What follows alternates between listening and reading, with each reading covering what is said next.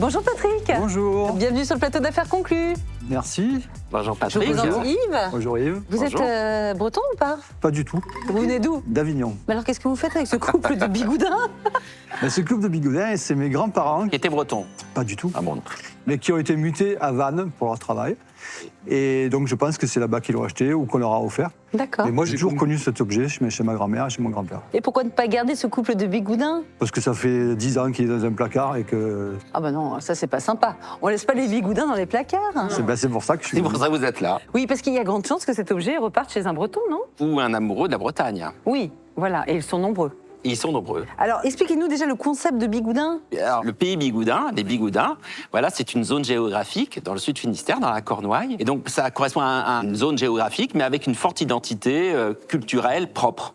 Et donc les bigoudins, c'est quelques kilomètres. C'est la pointe de la Bretagne. Et les Bigoudins sont très connus parce qu'il y a eu un développement très particulier du costume, dont vous avez une belle représentation ici sur cette face de Quimper. Alors les bigoudins s'habillent, c'est ça, avec ce genre de chapeau? Qu'est-ce qui les distingue des autres bretons? Souvent, c'est des couleurs. Ça veut dire que Ah oui. d'un village à un autre, vous pouvez avoir des couleurs très différentes et une façon de s'habiller très différente. Donc déjà, vous avez quelque chose qui est très classique, qu'on voit souvent même dans des films, c'est la coiffe bigoudaine, qui était mélangée aux cheveux, parce qu'en fait, les bigoudaines ont des cheveux, moi j'en ai vu, des vieilles bigoudaines qui avaient des cheveux très très longs, et en fait, les cheveux remontent dans la coiffe et tiennent la coiffe, et en fait, ce tuyau, ou cette petite coiffe, eh bien, du début du siècle, où elle faisait très peu, quelques petits centimètres, au fil des années, elle a grimpé jusqu'aux années 50-60, parce que là, vous êtes dans une représentation plutôt juste après-guerre, c'est 1950. D'accord. Voilà. Et les Dans les bigoudins années...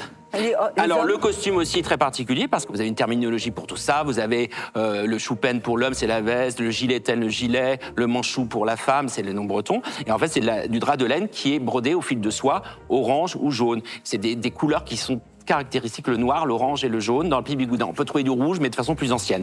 Donc là, c'est la représente ce couple avec donc ce vêtement brodé. Vous avez des motifs aussi qui sont très caractéristiques. Ce sont les plumes de paon. D'accord. Voilà. Donc vous avez des répertoires décoratifs et de broderies qui sont caractéristiques d'une zone géographique en Bretagne. Et là, donc, c'est Manufacture Henriot à Quimper, c'est une des plus célèbres, et elle a travaillé avec cet artiste qui s'appelle Robert Michaud-Vernez, un artiste d'origine brestoise qui a fait l'école des Beaux-Arts de Brest, qui est parti à Nantes, qui a fait Paris. Il a été diplômé en 29 à Paris. La crise économique arrive.